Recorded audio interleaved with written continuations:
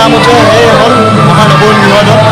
আমি সকলোৱে মিলা প্ৰীতি হিচাপত সকলো জাতি জনগোষ্ঠী মিলি আমি সকলোৱে লাগি আহিছোঁ। বিভিন্ন জনজাতিৰ লগত সম্প্ৰীতি ৰাখি আমি বিহুখন আগবঢ়াই নিওঁ আৰু সকলো জনজাতিৰ সংস্কৃতি গোষ্ঠীও আমাৰ লগত জড়িত হৈ আছে।